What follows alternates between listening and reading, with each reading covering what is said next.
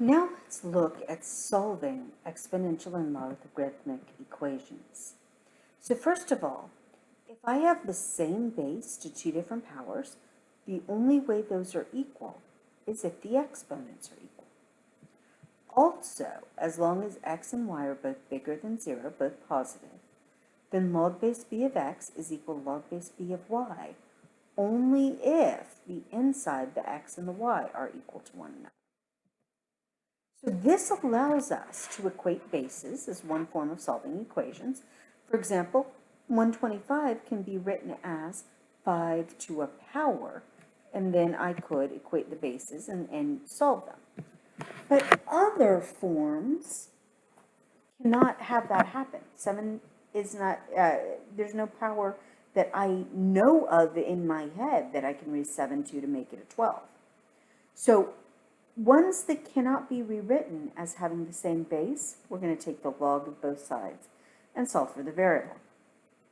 Let's look at that 7 to the x equals 12. If I have 7 to the x equals 12, I would take the natural log of both sides of the equation, use my properties of my laws of logarithms to bring down this exponent x in front of the log. And then I can divide ln of 7 to the other side. So my x would be the natural log of 12 divided by the natural log of 7, or about 1.277. So this is my exact solution, and the approximate solution is the decimal 1.277. Now I could also find that on my calculator by graphing 7 to the x and graphing the line y equals 12, and then using the intersect key to find the intersection of the two. And my calculator will give me about the same value, 1.277-ish. All right, so let's solve 2 to the 5x minus 3 equals 5 to the 3 plus x.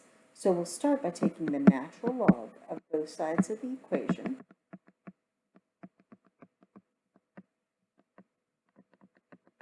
And then use our properties of the law, our laws of logarithms, to bring that exponent down in front.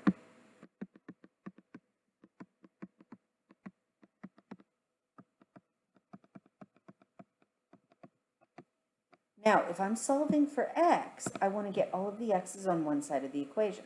So my first step to do that is to distribute the logarithm through to the two terms first.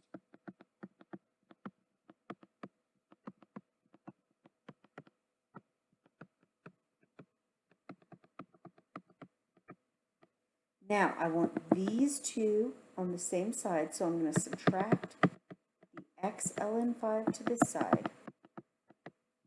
And at the same time, I'm going to add this term to that side. So I'll have 5x ln of 2 minus x ln of 5 equals 3 ln of 5. And then this will be a plus because I'm adding it to the other side, 3 ln of 2. Now, factor out the x that's in common here.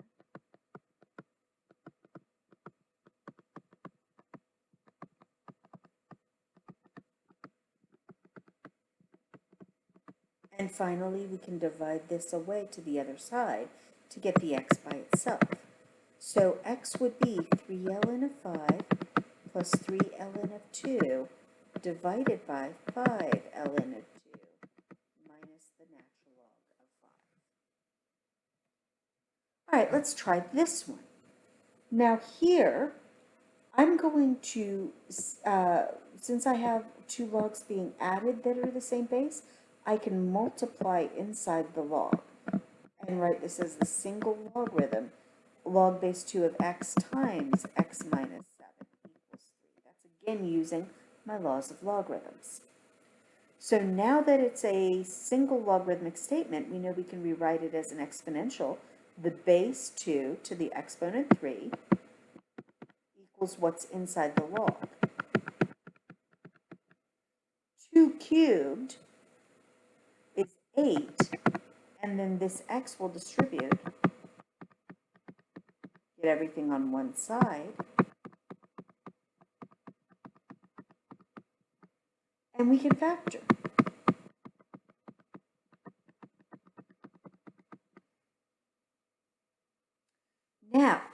That gives me two solutions. X equals a positive 8 or a negative 1.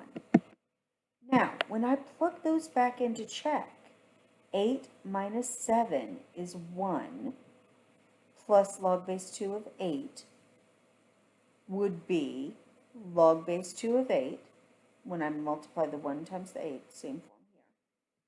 And then that's a true statement, it equals 3, so we're good there. This solution works. But when I plug in the negative 1, negative 1 minus 7 is a negative 8. I would be doing log base 2 of negative 8. Well, remember, we can't have a negative inside the log, so we have to throw away that solution. So always when you're solving logarithmic equations, remember to check. Let's solve this one. So here I would have a division, since this is a minus sign. So ln of 5 plus 4x divided by 3 plus x minus ln of 3 equals 0. So now this is another division, so it goes in the denominator here.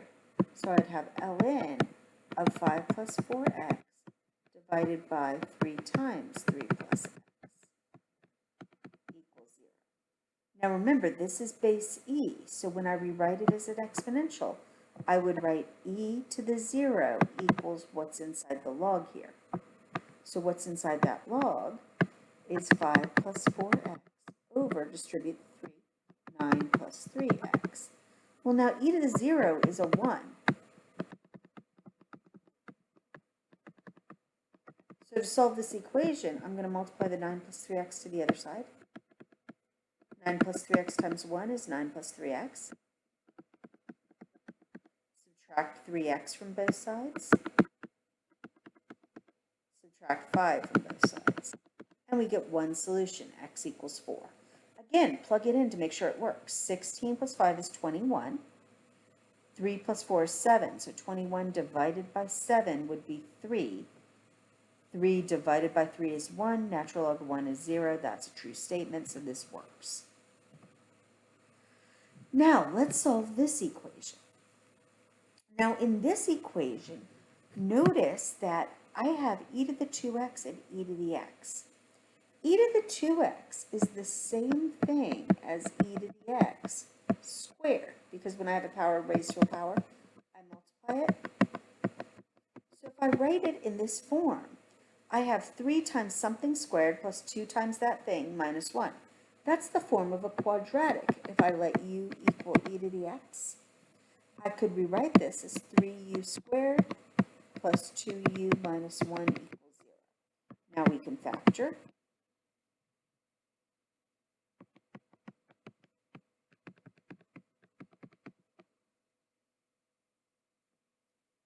And solve for each one equal to 0. So 3u minus 1 equals 0. And we get u equals 1/3. And u plus 1 equals 0. We get u is negative 1. So now replace with e to the x. This means e to the x is 1/3. And this one means e to the x is negative 1. Now here we know e to the x graphically is this guy. It never hits a y value of negative 1. So that statement is false. So we're only solving right here. Take the natural log of both sides to undo the e, and we get the solution x is the natural log of 1/3. So to solve an exponential or logarithmic equation, then we can take the log of both sides, or if we have the same base, we can equate the insides of the logs or change to an exponential statement.